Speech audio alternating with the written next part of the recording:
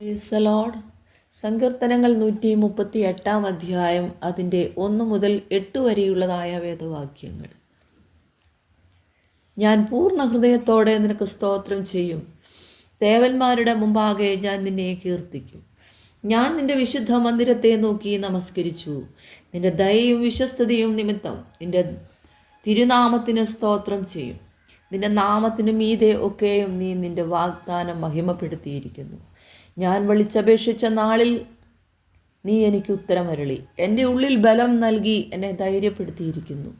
യഹോവയെ, ഭൂമിയിലെ സകല രാജാക്കന്മാരും നിന്റെ വായിൻ വചനങ്ങളെ കേട്ടിട്ട് നിനക്ക് സ്തോത്രം ചെയ്യും. അതെ, അവർ യഹോവയുടെ വഴികളെക്കുറിച്ച് പാടും. യഹോവയുടെ മഹത്വം വലിയതാകുന്നുവല്ലോ. യഹോവ ഉന്നതനെങ്കിലും താഴ്മയുള്ളവനെ കടാക്ഷിക്കുന്നു. ഗർവിയെയോ അവൻ ദൂരത്തു നിന്ന് അറിയുന്നു. ഞാൻ കഷ്ടതയുടെ നടുവിൽ നടന്നാലും നീ എന്നെ ജീവിപ്പിക്കും.